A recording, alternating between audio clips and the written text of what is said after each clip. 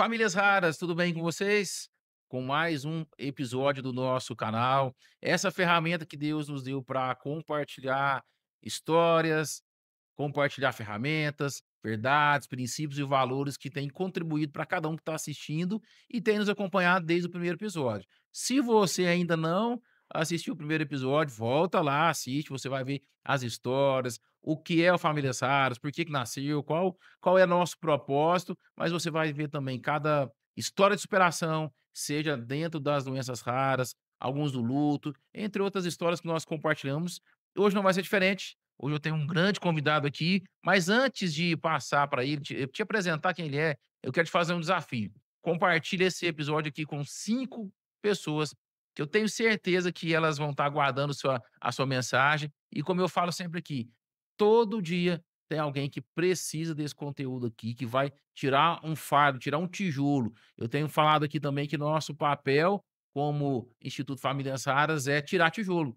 Ajudar você a desmistificar algumas coisas, ajudar nas suas emoções, na sua espiritualidade, mas também no seu dia a dia. Então, compartilha com 5 que eu tenho certeza que elas vão receber esse conteúdo, vão ficar impactadas com aquilo que o nosso convidado vai, compartilhar conosco. Então, sem mais delongas, Euripides, seja bem-vindo à mesa do Famílias Raras. É. Fique à vontade aqui, é a sua casa, nós vamos bater um papo daquilo que nós já conhecemos na sua trajetória, aquilo que você já tem desenvolvido aí na nação brasileira e nas nações. Então, seja muito bem-vindo, se Obrigado. apresente aí para nossa turma.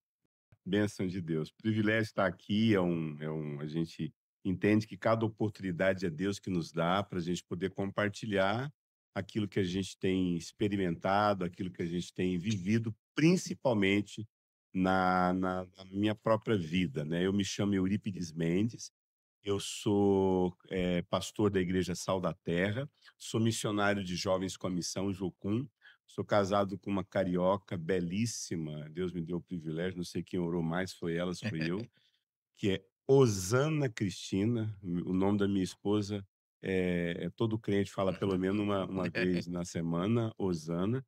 Sou pai de 3 filhos, somos pais de 3 filhos, o João Pedro, casado, de 21 anos, a Sara, de 10 anos, e a Júlia, de 8. Consegui falar a idade deles, eu Ó, troco tudo, entendeu? E temos a Zoe, que é uma golden de 40 quilos, entendeu? olha E só. a Sol, que é uma calopsita surtada, entendeu? Lá em casa tudo é fêmea. Tudo é FM. É só o João Pedro casou aí a calopsita, a golden, as 2 filhas e a mulher, entendeu? Só eu de macho lá. Dura coisa, hein? É, e Deus me deu um ministério aí, Deus me deu um ministério a gente poder viajar o Brasil, praticamente toda semana a gente está numa igreja do Brasil falando sobre família, Legal. falando sobre cura emocional, falando sobre casais, falando Uhum. sobre maturidade, sexualidade, hombridade, e a gente é grato a Deus por poder contribuir com o crescimento, com a maturidade da igreja no Brasil. Legal. Euripides, quando a gente começou o Famílias Raras, a gente começou, com foco e entendendo que o nosso papel seria contribuir para famílias.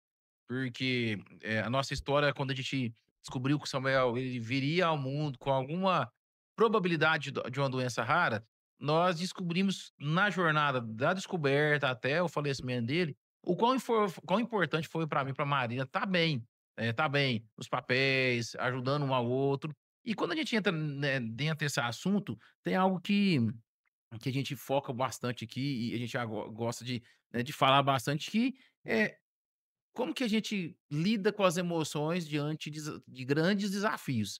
Independente, nós estamos falando de famílias raras, mas a gente sabe que viver é um grande desafio, se relacionar é um grande desafio, né. Eu queria que você falasse um pouquinho para nós, dentro da sua experiência, sei que você atende bastante, tem, né, vários livros, inclusive, pessoal, ele vai falar um pouquinho aqui de cada livro dele, que ele tem desenvolvido, mas qual que é a premissa para uma pessoa ser curada? Muito boa a sua pergunta. O que é um adulto emocionalmente saudável? O que é uma pessoa emocionalmente saudável? É uma pessoa que ela lida com os desafios, com os embates. A gente vive num mundo caído. Sim.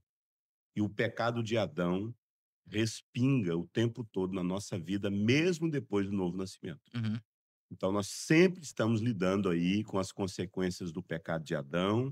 Adão rompeu com Deus, com Deus no Éden. Adão pecou, e através de Adão, o pecado e as consequências do pecado de Adão vêm passando de geração em geração. Uhum, Todo cristão sabe que nós nascemos em pecado, e quando nós nascemos de novo, mesmo existindo um novo nascimento, uhum, nós estamos aí lidando com o pecado de Adão. Então, nós temos uma natureza caída. uhum, Mesmo convertidos, essa natureza está em nós, e nós temos que, aquilo como Paulo fala, principalmente em Romanos, nós temos que crucificar essa natureza, esse pecado que habita em nós. Então, no entendimento do apóstolo Paulo, o pecado não é aquilo somente que eu pratico. uhum. O pecado é aquilo que habita em mim. Certo. Não é, o pecado está além de uma prática, ele habita no ser humano. E nós temos que renunciar a isso. A diferença é que o pecado, ele não age no princípio da maldição dele. O pecado é uma coisa e a maldição é outro conceito. Hum, Então, quando uma pessoa peca, não é só o pecado em si, existe uma maldição que vem junto. Qual é a maldição do pecado? A morte. Jesus, ele resolveu na cruz a maldição do pecado, que é a morte. Então, a morte, o pecado pode acontecer na vida de um filho de Deus, uhum, mas a maldição do pecado não está mais na vida do filho de Deus, que é a morte.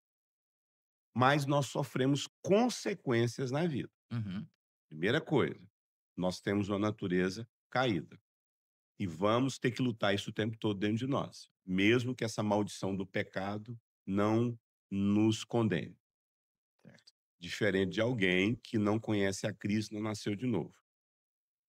Então, quando a gente fala de seres humanos saudáveis, o que é um ser humano saudável?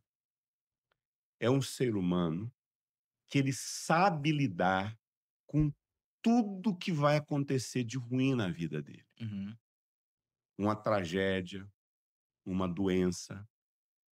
Ninguém planeja. Você mencionou que vocês, infelizmente, vocês perderam o filho de vocês.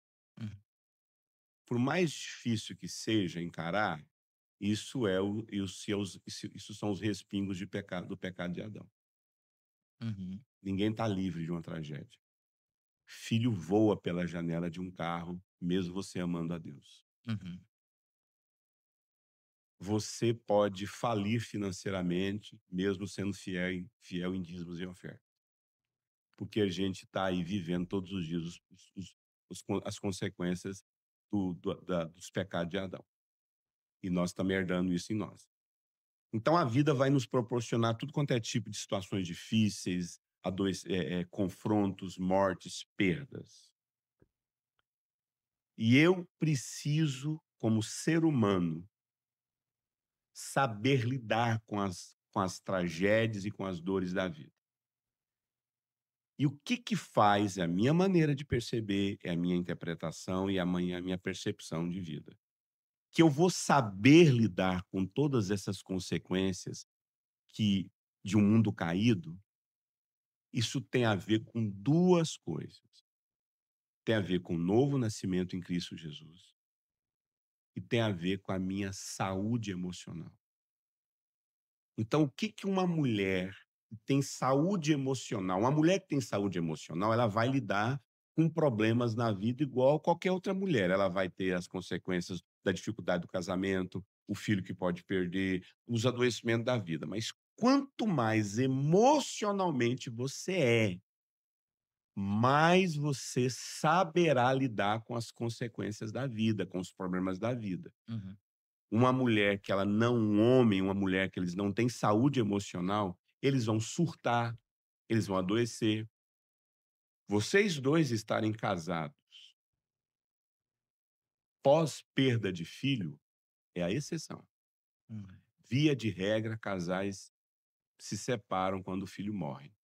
A maioria dos casais não suportam viver juntos, primeiro por conta de culpas que eles acabam atribuindo um ao outro. uhum, Então, respondendo a sua pergunta, eu fiz uma conexão com a natureza caída que nós já temos, as uhum, consequências do pecado de Adão, Mas um ponto que eu preciso trazer para você, como é que a gente lida com situações como, por exemplo, um casal que perdeu o filho? Tem a ver com a saúde emocional desse casal. Uhum.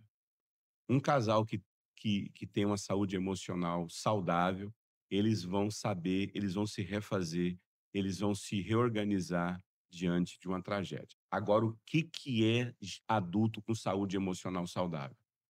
É adulto que teve uma infância saudável. Uhum. E o que é uma infância saudável? É uma infância cuidada, não é uma infância terceirizada. Sim. Queridos, pegou filho, entregou na creche com 4 meses, pegou filho, entregou para babá, pegou filho, entregou para o vizinho tomar conta, pegou filho, entregou para outro tomar conta, você já deu o primeiro passo no adoecimento emocional. Uhum. Crianças saudáveis são crianças cuidadas pelo mesmo adulto, de Uhum. preferência a mãe, durante 2 anos de vida.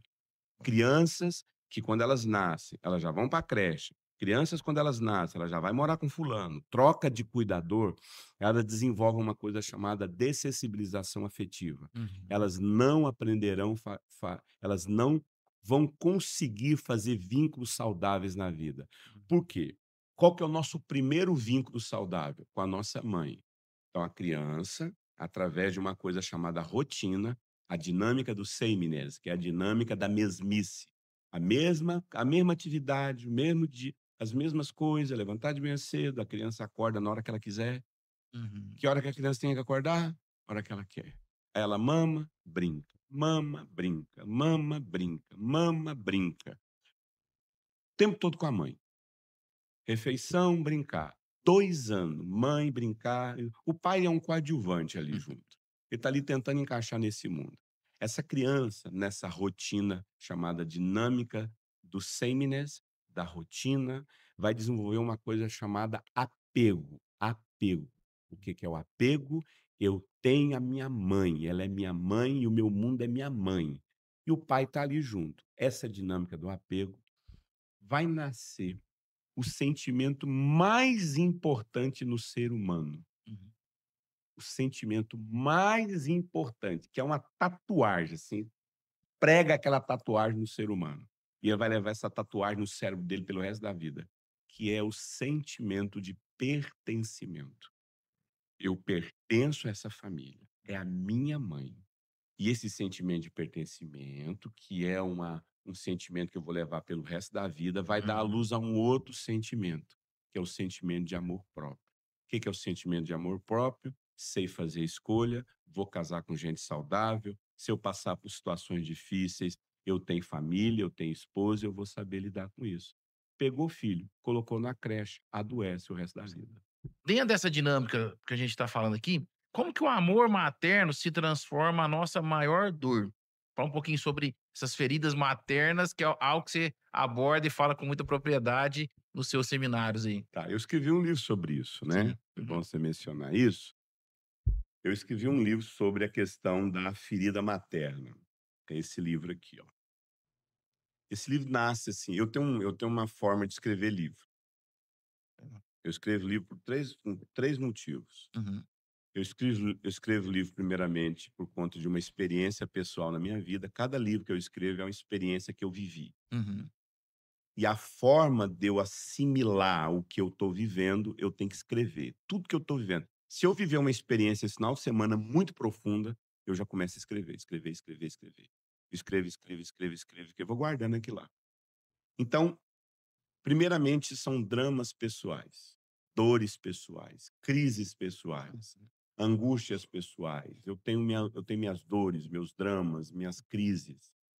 E esses dramas, essas crises me produzem dependência de Deus, experiência com Deus, de cura, de restauração. Aí essa experiência com Deus gera em mim uma uma uma uma palavra, um discernimento, uma palavra que eu preciso, a famosa carta viva. Então as pessoas vão ler na minha vida o que eu experimentei em Deus, Uhum. experienciei em Deus. Então, eu escrevo o livro pelas minhas experiências pessoais, pelos meus dramas pessoais, por entender que há uma necessidade ali na sociedade, Uhum. na igreja, de entender sobre esse assunto. E uma vez, eu vou chegar lá,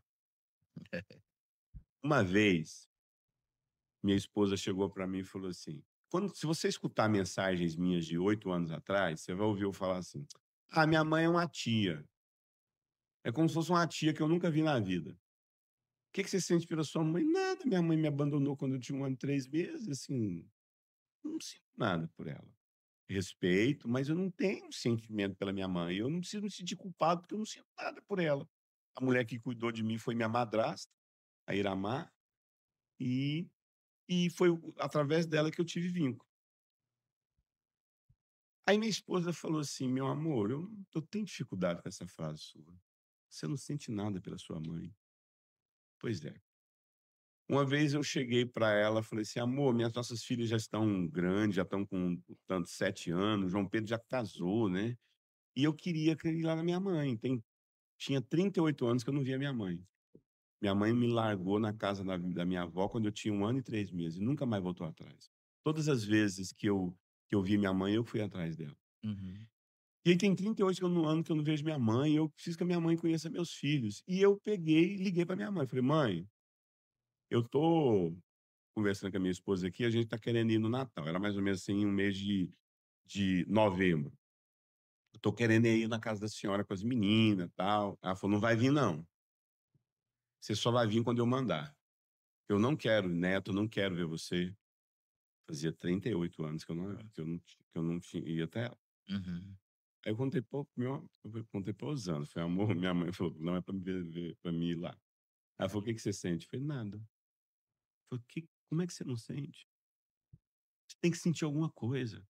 Você não sente nada? Eu falei: não, meu amor. Eu falei: meu amor, você tem que sentir nem que seja raiva. Eu ensino sobre isso. Quando ela falou: não tem que sentir nem que seja raiva, eu falei: cara, eu ensino sobre isso.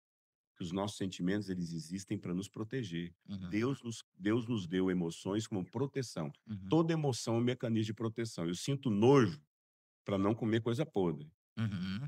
Eu tenho medo para salvar minha vida. Todo sentimento é positivo. Não tem sentimento negativo. Sim. Não tem emoção negativa. Aí eu fiquei com aquilo dentro de mim. Um dia eu estava pregando em Caxias do Sul. Cheguei no hotel, liguei o WhatsApp, uma mensagem da minha mãe: meu filho, eu estou devendo R$ 4.000, eu quero que você pague. Você nunca me deu nada, para pagar isso, eu quero que você pague essa dívida. Mas me deu uma raiva. Foi engraçado. Minha mãe não quer conhecer as netas dela, não me quer perto dela, mas quer meu dinheiro. Eu senti raiva. Como eu sou terapeuta. Só que eu exerço mais como pastor, como palestrante. Uhum. Eu sei uma técnica de acessar inconsciente. Eu aplico essa técnica nas pessoas. Uhum. Nós temos um inconsciente. E o inconsciente nunca mente. O inconsciente nunca mente. O inconsciente fala. Se você tá mal, o seu inconsciente vai falar. Uhum. E eu sei acessar o inconsciente. Eu deitei na cama, coloquei uma musiquinha bem suave e eu falei. Se Detalhe, o inconsciente ele fala, ele tem uma linguagem. Uhum. Qual é a linguagem do inconsciente? Sintomas. O sintoma é a linguagem do inconsciente humano. Se você não está bem na sua alma, seu corpo vai falar. Trauma inflama corpo. Eu falei, se tem ferida no meu coração em relação à minha mãe, eu quero que o meu corpo fale. Mano, no outro dia eu tinha 38 feridas no meu corpo. Eu acabei de escrever um livro agora, Herança Emocional. Ficou Uhum. top. Não vou fazer um lançamento no Brasil dele. Top o livro. Eu ponho ilustrações no livro, fotografias. E eu ponho a foto das minhas feridas lá. Quando eu levantei de manhã cedo. Aqui tem parte do meu corpo que tem as cicatrizes, as Uhum. bolhas, feridas enormes. As feridas demoraram 6 meses para serem curadas. Hum. E eu falei, eu tenho ferida no meu coração. Uhum. E eu fui atrás de terapia, mesmo falando de saúde emocional há mais de 15 anos. E eu falei: "Eu quero saber sobre isso". Eu fui fazer terapia de trauma. Eu procurei um profissional, assim Uhum. como eu, e falei: "Eu quero fuçar minha alma em relação à minha mãe". E a partir dessas experiências em relação à minha mãe, eu escrevi o livro Curando a Ferida Materna. Por quê? Porque nós não falamos sobre a mãe tóxica. Uhum. Você não vê literatura da gente falando a respeito das dores da mãe. E o nosso primeiro e grande amor da nossa vida foi nossa mãe. A primeira pessoa que nos alimentou foi nossa mãe. Nós vivemos dentro da nossa mãe 9 meses. Nós ouvimos os primeiros sons foram os barulhos internos, o coração dela. E eu vou falar uma coisa aqui que eu tenho certeza que você nunca ouviu na vida. E você que está me escutando, você nunca ouviu na sua vida o que eu vou falar aqui. Você sabia que existe um amor maior do que o amor de uma mãe? Quem que você acha que é? Boa pergunta, hein? Quem consegue amar mais do que uma mãe, mais do que um pai? Ama, ama, desesperadamente. Ele ama. Adivinha quem? Filho, Uma criança. uma criança. Uma criança ama um pai. A criança é capaz de morrer pelo seu pai, pela Sim. sua mãe. A criança é espancada. A criança é abusada sexualmente. Qual a primeira frase que a criança fala depois que é espancada pelo pai ou pela mãe? Mãe, eu te amo. Forte. Ela vai começar a odiar os pais na adolescência, Uhum. quando vai chegando aos 9, 10 anos. Mas a criança ama a mãe dela. A criança é capaz de morrer pelo amor que ela tem pelos seus pais. Só que com o tempo a gente vai eclipsando esse amor. Hum. E esse amor que se eclipsa, esse amor que eu tinha pela minha mãe, que nós temos pelos nossos pais, a gente começa a matar ele e automaticamente a gente vai transferindo essa essa dificuldade de amar os seus pais, de expressar amor em todos os relacionamentos. Uhum. E o primeiro vínculo do ser humano, o primeiro vínculo emocional de todo ser humano é com a mãe dele. Guarde isso. Uhum. O nosso primeiro vínculo emocional é com a nossa mãe. E acredite, nós reproduzimos na vida Uhum. o nível, o padrão de vínculo afetivo que eu tive com a minha mãe será o padrão de vínculo afetivo que eu vou ter na vida. Sim. Se eu tive uma mãe tóxica, se eu tive uma mãe distante, eu vou ser distante emocionalmente. Pastor, eu não sei o que que acontece. Eurípides, eu não sei o que que acontece, Eurípides. Parece que a minha mulher não tem alma. Eurípides, não sei o que acontece, parece que meu marido não tem alma, meu marido não sente nada. Quando você vai na história dessa pessoa, ela se desconectou da mãe dela lá no passado. Aonde você resgata isso, aí eu Uhum. vou naquilo que as escrituras falam. O reino de Deus está onde? Dentro de nós. Você quer entrar no reino de Deus, você tem que ser como uma criança. Criança. Tem uma criança dentro de Uhum. nós que precisa ser restaurada. Uhum. E quando eu me conecto com essa criança que não foi amada, eu começo a restaurar os sentimentos que eu perdi no passado em relação à minha mãe. Legal você falando isso aí, porque, até deixa eu ver se tem cadê o livro aqui? Nesse livro seu, A Força dos Pais, deixa você falar um pouquinho aqui, a gente começou a falar um pouquinho da mãe, mas existe ambos têm algumas forças que todos nós precisamos hoje para viver.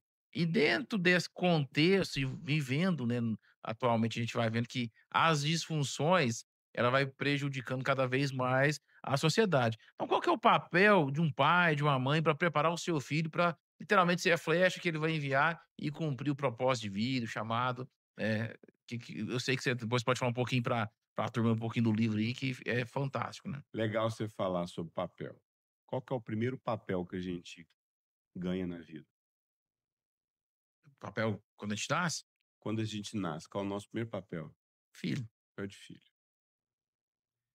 Quando a gente nasce, o primeiro papel que a gente Uhum, nasce é no papel de filho. Aí depois vai nascer o papel de irmão, pode nascer o papel de tio, pode nascer o papel de primo, uhum, papel de esposo. Só que é o seguinte, quando a gente nasce, o papel de filho é o papel de receber. certo. A gente recebe. O que que uma criança está o tempo todo fazendo pedido? e ela precisa ter um adulto suficientemente saudável para atender os pedidos dela. Então a criança pede amor, atenção, cuidado. Crianças morrem quando não são cuidadas pelos seus pais. Morre, é morrer literalmente. Você Uhum. pega uma criança, coloca ela num lugar e não cuida dela, ela vai morrer.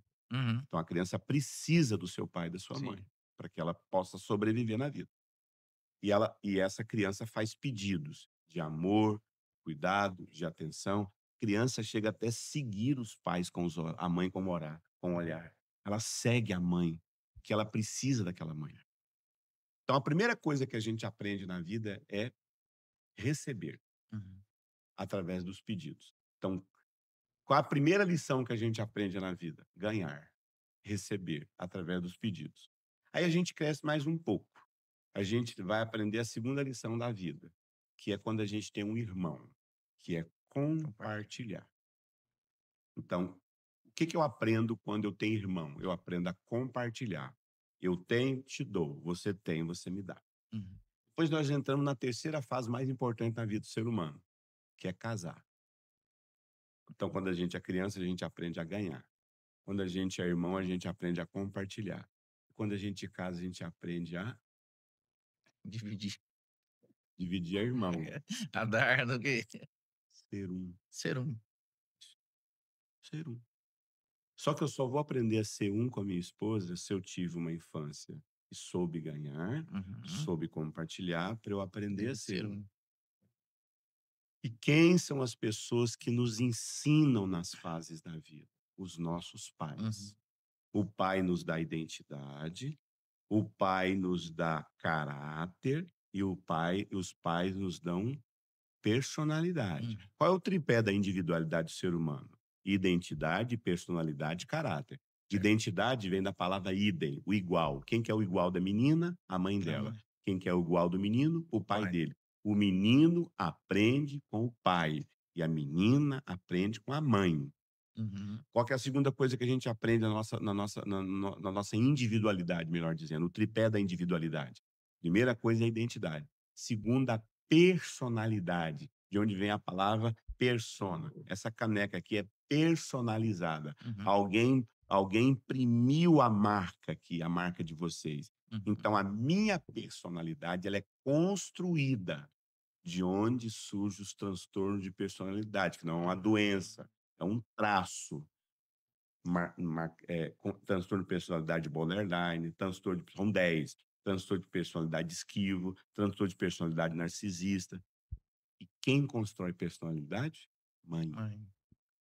Toda a personalidade do ser humano é construída pela mãe dele, pela mãe. É mãe que constrói personalidade. Pessoas isoladas, pessoas narcisistas, o vínculo pela interação com a mãe. Qual que é o terceiro tripé da nossa individualidade? O nosso caráter. Quem constrói caráter? Pai. Pai. O que que é caráter? Caráter vem da palavra caracteres, aquilo que se escreve. E como é que se constrói caráter? Pelos valores que eu adquiro na vida. E quem transmite valor é a figura paterna. Uhum.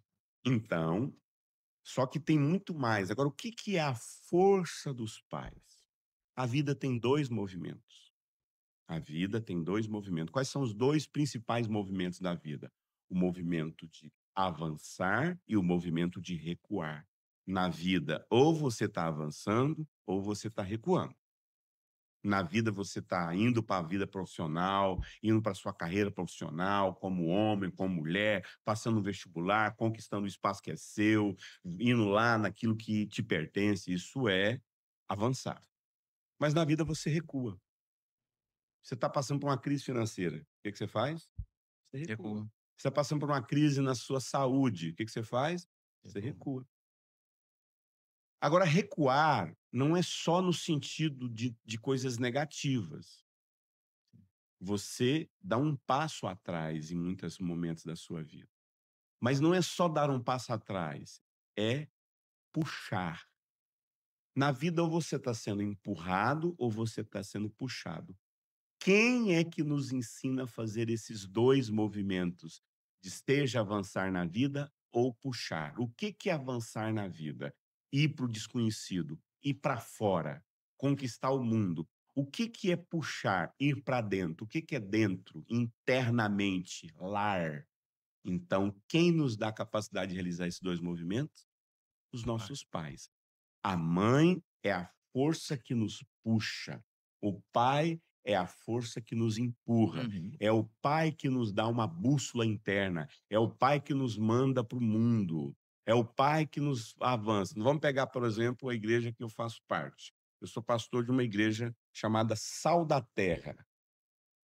A igreja é uma figura Materna. feminina e Feminina. materna.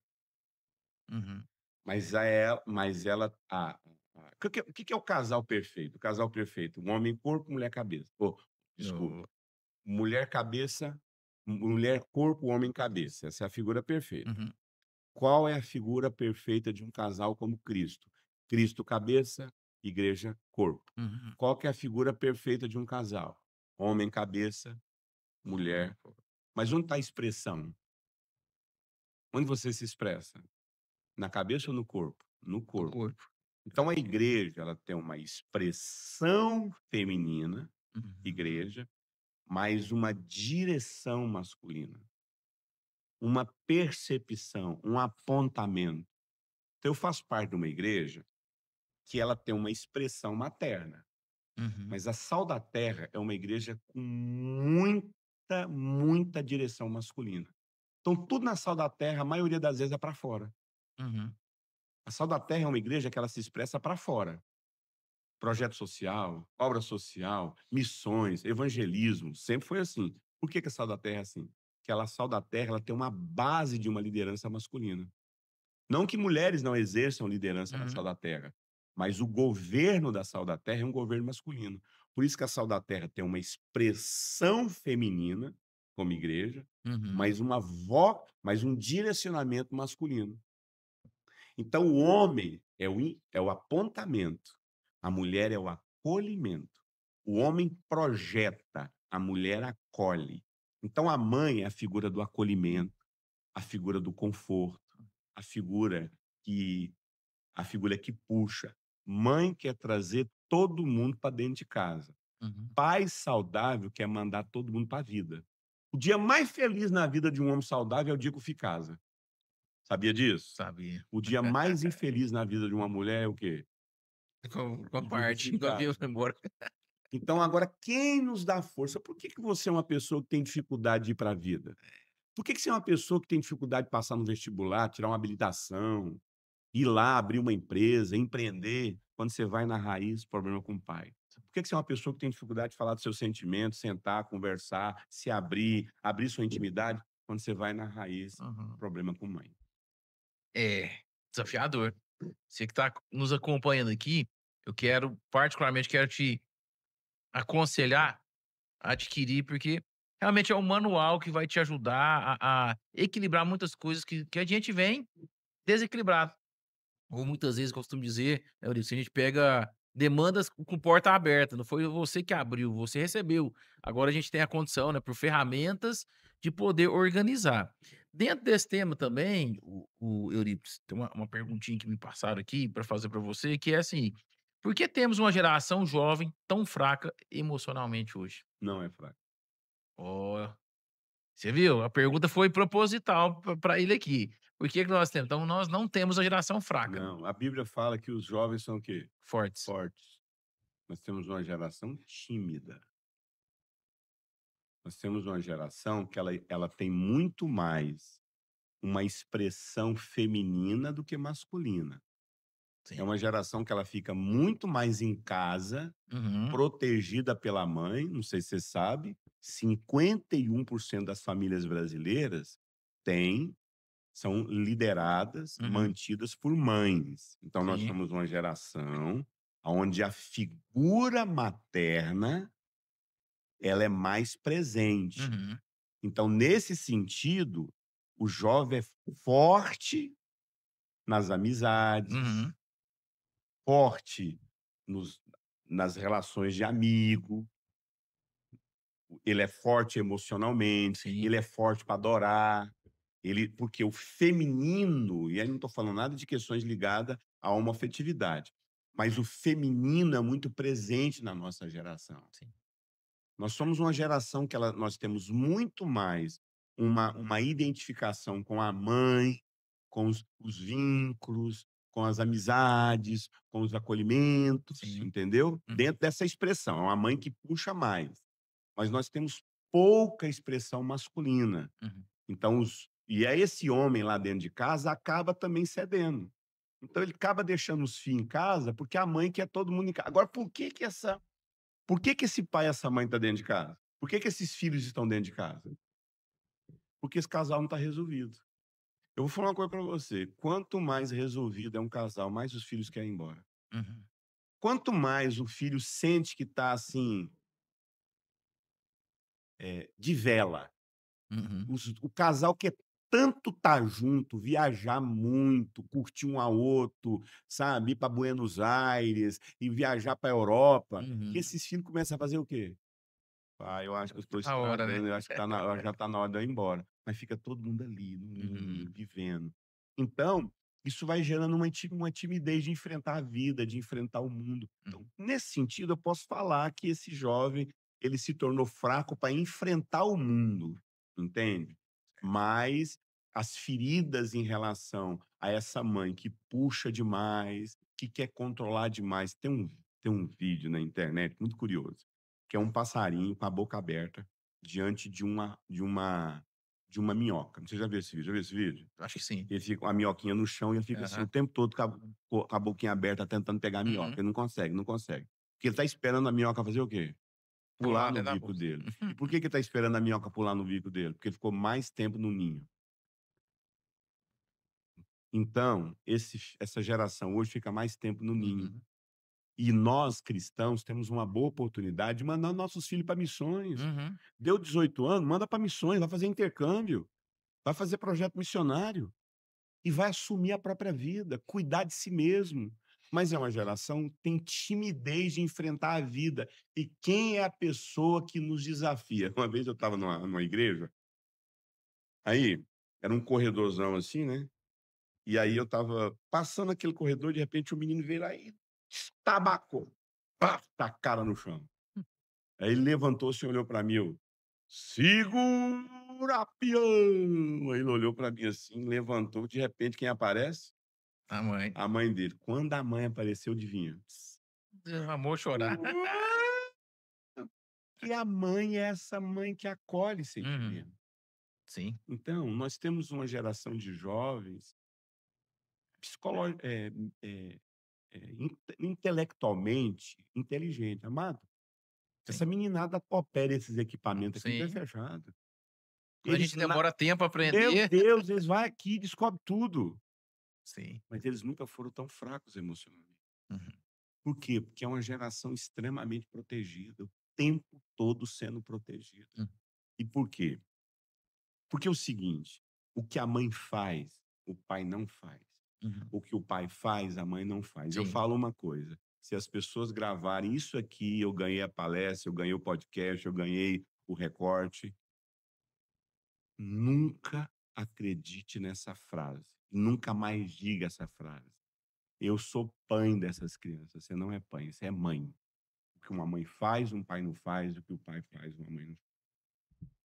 Verdade. E eu gostei muito desse livro seu, que a gente fala sobre ordem, um pouco que nós estamos falando aqui, porque a ordem ela é positiva, mas existe um formato de você organizar. Hoje a gente, né, trabalha muito dentro de famílias raras, ensinando as pessoas que existem papéis, existe organização, existe rotina, né. Uma família com uma criança rara, ela tem 12 terapias na semana, então assim, a dinâmica dela, ela se ela não for uma pessoa organizada, ela sempre vai estar atrasada nas terapias. E aí eu queria que você comentasse um pouquinho para nós aqui, falar um pouquinho a importância da ordem, mas também quais são os malefícios que a desordem ela gera em uma família. Você tocou num assunto aí bem, bem difícil, que é essa questão da criança atípica, né? Da Uhum. família atípica, né? Eu tenho uma amiga, uma grande amiga, que ela foi agora surpreendida com o diagnóstico de autismo no filho dela, né? Uhum. E uma vez eu estava sentado numa mesa, né? Estava sentado numa mesa com vários médicos. Eu falei, gente, fazer uma pergunta para vocês aqui. O autismo é hereditário? Aí eles falaram, é hereditário. Foi por que está acontecendo tanto índice de autismo? Eu falei, não, não está acontecendo tanto índice de autismo. Está acontecendo mais espectros mais elevados. Uhum. Então, com certeza, a gente teve um monte de amigo autista. Eu tenho certeza que uns caras aqui em Uberlândia, que eu tive no passado de amizade, são autistas, entendeu? Sim. Só que por que o espectro do autismo hoje está crescendo tanto? Primeiro porque é hereditário, né? Mas não, o espectro não é hereditário. O Uhum. espectro é construído. Por quê? Porque é uma geração de mulheres que engravidam só depois dos 40 anos. E é provado. Eu perguntei para esses médicos, eu falei, quais são os motivos que geram autismo? Ele falou, três motivos. Isso que eles me falaram, esses médicos. Uhum. Hereditariedade, gravidez pós 40 anos, porque o óvulo está envelhecido, e uma gravidez muito estressante. São mulheres que estão faltando dias para o parto acontecer e elas estão estressadas num caixa de supermercado, numa repartição pública e trabalhando. Então, a mulher, gente, ela deveria ser protegida durante a gravidez. Existem culturas indígenas que durante a gravidez a mulher não pode passar por nenhum tipo de estresse.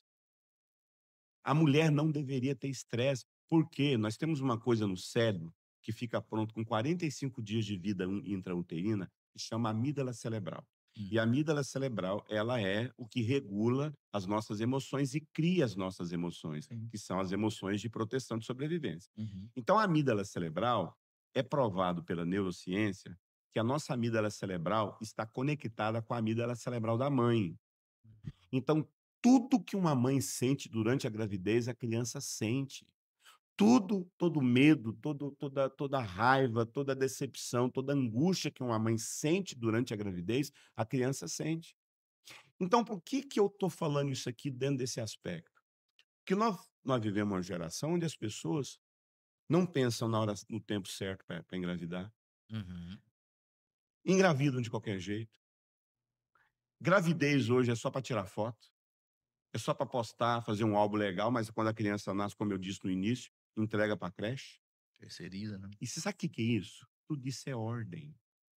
A vida só funciona quando tem ordem. Sem ordem, a vida não funciona. Sabe o que que eu descobri na vida? Que casais, eles não se separam por falta de amor. Famílias não são desfeitas porque as pessoas não se amam. As pessoas se amam profundamente, mas não suportam viver juntas. Casais se amam profundamente, mas não suportam viver junto. Por quê? Porque não tem ordem. O que que é ordem? É a hora certa, é o tempo certo, é o propósito na hora certa. A palavra de Deus diz: tudo tem o tempo certo para um propósito certo, há tempo para todas as coisas. O nome disso é o quê? Ordem. Ordem. Tinha a hora certa de Jesus nascer. Uhum. Tinha o tempo certo de Jesus nascer, tinha o tempo certo dele começar o ministério dele, tinha o tempo certo dele morrer. A minha hora chegou, ele sabia exatamente, a Bíblia fala: Uhum. conta os seus dias para que você alcance um coração sábio. Eu preciso aprender a contar meus dias. O nome disso é ordem. E hoje a gente vive uma desordem. As pessoas não se planejam para ter uma gravidez. As pessoas não se planejam no momento de uma gestação. E aí, essa bagunça onde ninguém sabe o seu papel, ninguém sabe a sua função. Até um tempo atrás, a gente falava de inversão de papéis. Uhum. Hoje não é só questão de inversão de papéis.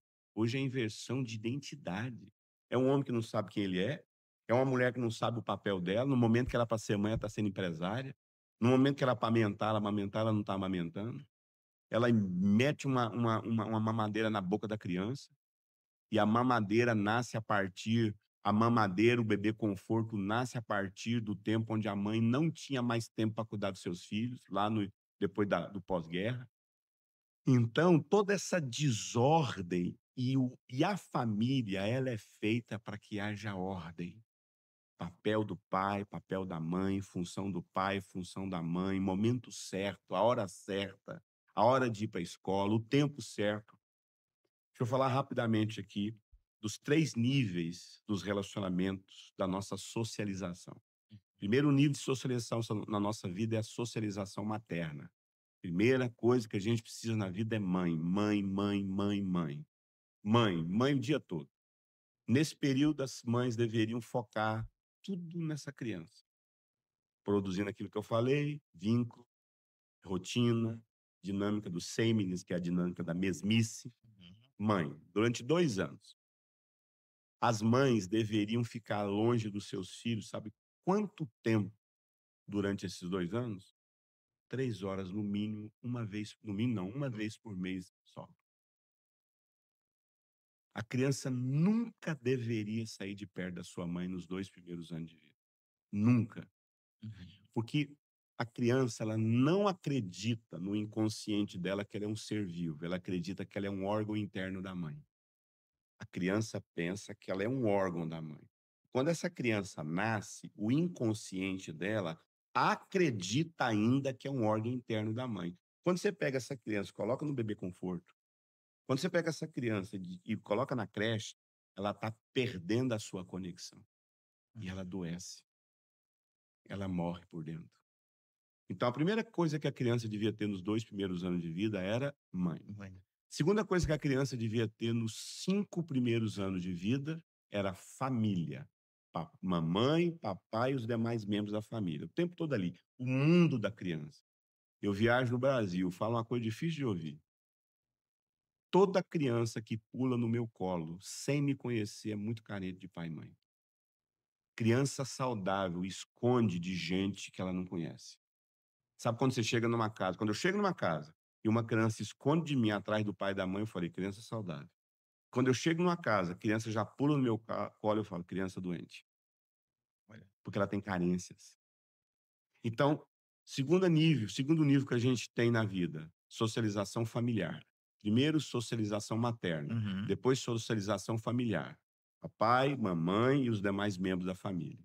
Criança não precisa de igreja. Vou falar uma coisa que escandaliza. Criança não precisa de igreja, criança não precisa de creche, criança não precisa de nada. Criança precisa de família. A Uhum. sua família, família de origem. Sabe o que a geração de mães fala? Né, esse menino tá de jeito aí, aqui tá precisando ir pra escola. Esse menino tá precisando de ir pra creche. Aí cria esse povo tudo doente no futuro, que não sabe viver casado, não tem vínculo com a esposa, não tem vínculo com o marido, troca de marido igual troca de roupa. Por que troca de marido igual troca de roupa? Por que troca de esposa igual troca de roupa? Porque trocou de mãe. Trocou de mãe, adoece na vida. Trocou de cuidador, adoece na vida. Terceiro nível de socialização, socialização escolar. Seria a partir dos 5 anos, não era nem 4, a lei diz que é 4. Deveria ser os 5 anos que a gente introduziria a criança na sociedade. Mas essa criança agora vai ser introduzida na sociedade porque ela teve a base muito bem lançada, que é Uhum. mãe e família. Por que a criança tem que ir para a vida escolar com 5 para 6 anos? Deveria ser 5. 4, tá bom, tá bom. Mas por que a criança tem que ir nessa idade de 4 para 6 anos para a vida escolar? Porque é o tempo que ela tem, que ela mais sofre com medo da morte. Hum. Crianças a partir dos 4 anos morrem de medo que os seus pais possam morrer. Ela tem medo que o pai morra. Ela tem medo que a mãe morra. E aí, quando você manda essa criança para a escola, ela vai viver o primeiro luto da vida dela. Ela está vivendo o luto. Ela vai chorar. Eu lembro que as minhas filhas, quando foram para a escola com 4 anos, tem um vídeo da Sara, ela passou as pernas aqui em mim assim, eu não quero ficar aqui. E você pega a criança, mamãe te ama, papai te ama, e você faz um ritual de passagem. Você entrega para a professora. A criança está vivendo luto na vida dela. Ela está sentindo a perda do pai, ela está sentindo a perda da mãe. Isso vai durar ali uns 7 dias de luto. 7 dias. 7 dias ela chorando, 7 dias ela sofrendo, mas ela vai entender que é importante os amigos, a professora. Você sabe o que eu estou fazendo? Hum. Eu estou ensinando essa criança a sentir a dor das perdas. Criança que você coloca com 4 meses na creche, ela pula essa fase. Eu não consigo entender essa mulher parece que não tem medo de perder nada. Esse homem não sente nada, perdeu o fulano, perdeu o casamento, perdeu os amigos, ela não tem nada, porque não aprendeu a ter vínculo. Não sente a dor das perdas, Uhum. porque ela soube viver o luto. Criança não vive luto com 2 anos, criança não vive luto com 1 ano. Criança vai saber viver luto, processar o luto com 4 anos. E é nesse período que a criança deveria ir para a escola, mas isso precisa ser feito na hora certa. Corte, hein? A ordem, ela, né, eu gostei muito do livro e dentro do seu seminário você falou muito da ordem, porque ela é tudo na vida, né, do ser humano. E quando a gente entra mais um pouquinho falando de ordem e dentro disso aqui também, a gente vê um pouquinho dos papéis, me fizeram uma pergunta aqui, eu vou te passar para os universitários, né, para os inteligentes. É possível uma família estar em ordem com a mulher ganhando mais do que o homem, desenvolvendo funções, talvez aí, que não deveriam fazer? Mulher ganhar mais do que o marido? É. Quem falou que o dinheiro é da mulher? E Boa. quem falou que o dinheiro é do marido? O dinheiro é da família. Uhum. Então ninguém ganha mais do que ninguém. É nosso, né? Ué, que história é essa de que a mulher ganha? Eu vou falar uma coisa pra você. Eu espero que a minha mulher estoure no livro dela, ela está escrevendo um livro agora. Legal. Ela está escrevendo o primeiro livro dela, e eu faço questão que o livro dela venda mais do que meu, porque o dinheiro é meu. Gente, lembra que eu falei? Quando a gente casa, a gente aprende a ser. Hum. Pô, não existe o dinheiro não entra na minha cabeça o dinheiro ser do homem. Não entra na minha não existe isso, não tem Aham. isso. Lá em casa não tem isso. Não é meu, é nosso, Não né? tem isso, o dinheiro é nosso, o dinheiro que caiu na minha conta é da minha mulher, o dinheiro que caiu na conta dela não tem isso. Uhum. Então eu acho que isso não está falando de de que dinheiro que é de quem, está falando de Uhum. um casal que não sabe ser um. Meus irmãos, casais são casados há 30 anos e nunca se tornaram um, porque a gente acha que ser um é só no sexo. Não, é ser Uhum. um na vida. É nosso. O dinheiro é nosso. Os filhos são nossos. O casamento é nosso. O sucesso é nosso. A perda é nossa. É ser um. Então eu não consigo entender essa pergunta. É distante de mim. A mulher ganhar mais do que o marido? Como assim? O dinheiro é do marido, o dinheiro é da esposa. Não tem isso. Nosso, né? É nosso. Euripides, o seu primeiro livro foi o Lidando com as Carências. Foi um livro que a gente adquiriu, leu um tempo. Eu fiz aquele treinamento do Alcione Almeric, ele Grande faz amigo lá, meu. bem as costas, muito dele também. E eu lembro que a gente tratou muito essa questão da lidando com as carências, que talvez é um grande desafio, por tudo que você nos contou, nos falou aqui, é um grande desafio talvez de 99,999% da população, porque primeira coisa é diagnosticar, né, saber que tem uma carência para lidar, e depois lidar com essa carência é outro desafio. Queria que você contasse um pouquinho para nós, da experiência de escrever um pouquinho da sua história, a gente viu um breve relato seu, e para compartilhar com o nossa turma, como que é lidar com as carências? André, primeiro que carência não é um sentimento, né? Carência não é um sentimento. Carência não é um sentimento que você tem dentro de você e está buscando alguém para suprir. Carência é uma doença na alma. Carência é uma doença na alma que precisa ser curada. Então, carência não se supre, carência se cura.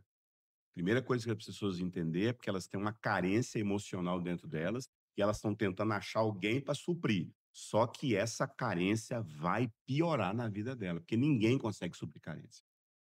Toda carência que a gente tem, porque a vida, ela é feita de perdas, ela é feita de frustrações e você fica tentando o tempo todo achar alguém para tentar dar para você aquilo que você não recebeu na sua vida. Então eu na minha vida eu tive muita carência dos meus pais, né, eu sofri carência, né, eu sofri rejeição e abandono tanto da parte do pai quanto da parte da mãe, Uhum, né. Geralmente, via de regra, o homem se sente rejeitado pelo pai e abandonado pela mãe. A mulher se sente rejeitada pela mãe e abandonada pelo pai. A rejeição vem pelo sexo do mesmo uhum, sexo. O abandono vem pelo sexo oposto. Então, eu fui rejeitado pelo meu pai e abandonado pela minha mãe. Então eu tive os 2 sentimentos, que é rejeição e abandono, que a gente chama das 5 feridas emocionais de todo ser Uhum. humano: rejeição, abandono, humilhação. Ai, faltou a memória aqui. Ah, mas hã? Injustiça e vergonha. Então as 5 feridas emocionais, eu sofri todas as feridas emocionais, todas. Meu pai me pegava pela mão, e eu falo isso aqui com todo respeito, porque falar dos nossos pais é pisar em solo santo. Uhum. Eu falo isso aqui como testemunho do que Deus curou, e não como ataque a meu pai. Sim. Meu pai é muito resolvido dentro de mim, muito resolvido. E e meu pai, ele me pegava pelo braço assim, ó, e me levava espancando da porta da casa até a escola. Quando eu saía de casa, a escola era 2 quadras da minha casa. Quando eu saía de casa sem dar benção para meu pai, ele ia lá na porta da escola e falava assim: "Licença, professora. Fala a benção para seu pai não, rapaz. Levanta aí. Benção, pai. Deus te abençoe". E às vezes ele me chamava lá, levava um tapa na orelha. Meu pai trancava eu dentro de um quarto, 3 por 3 escuro, e me deixava preso lá de 1 hora da tarde a 8 da noite, na hora da janta, quando eu fazia uma situação, alguma travessura. E meu pai assassinou meu irmão a 32 facadas, o filho dele. E minha mãe me abandonou quando eu tinha 1 ano e 3 meses. Então havia uma carência dentro de mim, que eu chegava, assim, numa igreja, a primeira coisa que eu elegi umas 10 mães na minha vida. E eu era extremamente rebelde. Então que eu queria ser o tempo todo acolhido por uma figura materna. Então eu elegia mulheres na minha vida para ser minha mãe. E todo homem que pega uma mulher e elege ela como mãe dele, essa mulher rejeita ele. Vou falar uma coisa para você: homem rejeitado por mulheres são homens que transformaram essas mulheres nas suas mães. Verdade. Você quer ser rejeitado por uma esposa? Faz ela ser sua mãe. Porque mulher não suporta essa dívida. É muito peso. Uhum. Mulher não consegue ser mãe de marido. Não consegue. E eu fui rejeitado pelo meu pai. E qual que é o espírito da rejeição? A rebeldia. Então a figura de autoridade era a figura onde eu estava, Uhum. onde eu queria rebelar contra ela. Então era rebelde. E eu vivi um processo de muita cura na minha vida, quando eu conheci o ministério do pastor Marco de Souza Borges, o Cote. Eu ganhei um livro chamado A Face Oculta do Amor, e esse livro me impactou demais. E eu estava numa vida de muito pecado, de muita carência, de muito adoecimento. E quando eu terminei de ler esse livro, eu senti como se fosse uma voz audível no meu, não sei se era no meu ouvido, na minha cabeça, mas eu ouvi: "Larga tudo que você tem". Eu lembro que eu estava chorando, como está na capa do livro. Tanto é que tem um livro do Cote aqui no cantinho aqui, ó. Uhum. Eu chorando, e Deus falou comigo: "Larga tudo". Eu olhei no final da capa do livro assim, estava lá: "Jocum Almirante Tamandaré, na Grande Curitiba. Vai para esse lugar, lá eu vou te curar". E eu larguei tudo. Vendi tudo que eu tinha, comprei uma passagem de ônibus, fui para Almirante Tamandaré há 21 anos atrás. E lá começou um processo de muita cura, inclusive eu me julgo, até de conversão. Por mais que eu fosse de igreja desde os meus 8 anos de idade, eu só fui encontrar com Jesus há 21 anos atrás. E por que que eu não tenho dúvida que eu converti há 21 anos atrás? Porque nunca mais os pecados que eu cometia fez parte da minha vida. Eu era escravo de pornografia, eu era escravo de prostituição, e o novo nascimento transformou a minha vida, e eu nunca mais me vi escravo de pecado. Depois vivi processos de cura. Mas um dos principais sinais da transformação de Deus na minha vida foi o fato de eu ter ficado livre do pecado, da escravidão do pecado, da pornografia, da prostituição, da imoralidade sexual, e a experiência que eu vivi em relação ao meu pai. Eu conto tudo isso no livro Carência. Legal. Euridice, pra gente caminhar já para o final, né, passa rápido, já tem 1 hora que a gente tá como diz um bom mineiro, proseando. Só faltou para nós um pãozinho de queijo e o café, né, Eurico? Pois é, ué. Brincadeira, achei que a É, produção ia trazer para nós um café, e um é. pão de queijo, né, Guilherme? Mas é bom que eu tô Mas na dieta. então tá tudo certo, então Esse hoje que você acertaram, né? essa versão Ó, aqui é nova. vou te confessar, quando eu te vi, eu falei: "Ô, Deus, tá diferente". É, Até que eu entendi que era que você tinha quase emagrecido. 30 quilos. Olha só, Isso é mãe, tá? mãe. É, é mãe. Quando Deus começou a curar meu coração em relação à minha mãe, eu aprendi a cuidar de mim, tá? Hum. Fica a dica aí, viu? Quem não tá cuidando de si, Tá com ferida tá com com a ferida mãe. com a mãe, viu? É. Euripides, desses 2 livros que eu tô aqui, né, que fala sobre homem, a gente tem um grupo aqui de homens, né, primeiro a gente começou lá com maçonaria e descobri que o irmão lá de Brasília já tem um grupo de maçonaria e falou: "Vamos mudar pra não dar problema, né". Ah, é, foi? Vocês deram É, esse nome antes? não, nós depois dele, foi depois dele, né, Ah, aí eu falei: "Ó", tá. ele já estava com o nome, falei: "Vamos mudar", É, e ele gosta de uma e briga, viu? gosta de uma briga, então eu falei: "Não vou casar a briga com o irmão não". E ele é meu amigo, cara. Benção, isso daí. É um amigo briguento que eu tenho. É, benção, a gente precisa de uns amigos Inclusive briguentos. foi ele que professou esse livro aqui. Por isso que eu tô te falando dele É. aqui. E depois a gente mudou para o Java, né, tô trazendo essa proposta mesmo de trazer o homem para o seu papel, fazer ele entender, descobrir algumas coisas que ele não foi recebendo dentro, durante esse processo todo que você contou aqui para nós. E eu queria que você falasse um pouquinho, né, dentro desse livro aqui, desses 2 livros aqui, como que a gente pode ter uma geração de homem forte. Até porque o título é Geração de Homens Fracos. Como que a gente pode desenvolver uma geração de homens fortes? Homem com senso de missão e propósito. Homem sem propósito é um fraco. Forte. Se eu não entender meu propósito na vida como homem, minha missão de homem, qual é a missão de um homem na vida? Morrer pela mulher dele. Jesus vai ser carpinteiro? Não. Jesus vai ser um excelente cidadão judeu? Não.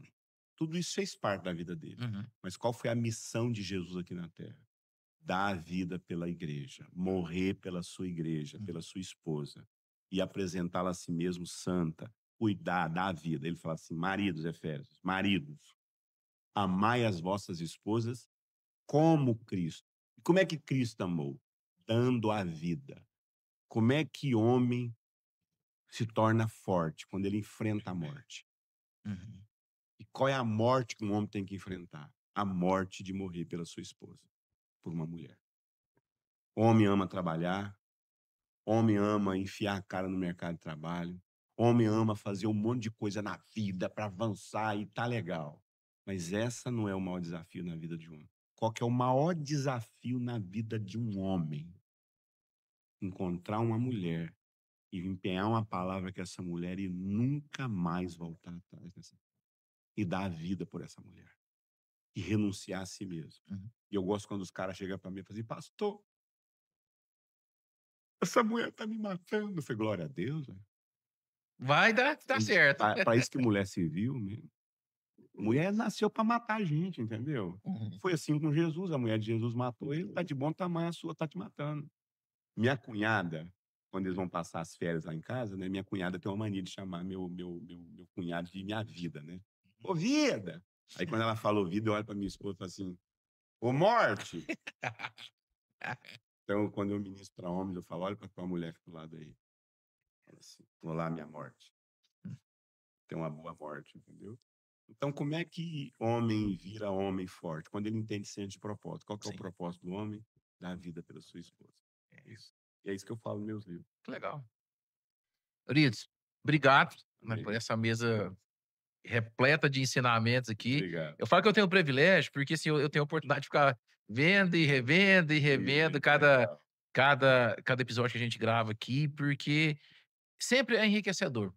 Toda pessoa que senta do seu lado aí e vem contar a sua história, aquilo que viveu, isso Deus ele sempre ministra no meu coração. Eu tenho essa oportunidade de falar que uma das coisas que eu descobri, a Maria fala muito sobre isso, é que eu falo muito, né, então é por isso que eu tenho um canal, né, mas, eu gosto de sentar e conversar de como diz uma pastora amiga nossa, de conversa sadia, conversa que nos edifica. Então, para nós foi um privilégio te receber, mas antes da gente encerrar aqui e fazer as considerações finais, eu queria que você olhasse para essa câmera aqui e deixasse aí um recado aí de 2 minutinhos aí para todo mundo tá te ouvindo.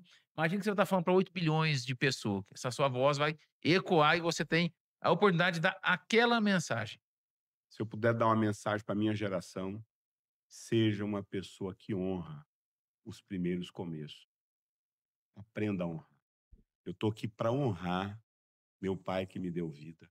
Por mais que ele já partiu, eu quero honrar a vida do meu pai, que foi através da semente dele que eu vim ao mundo. E qual a melhor forma que eu honro meu pai? Cuidando da minha vida, me tornando o fruto dele nesse mundo vai dar certo.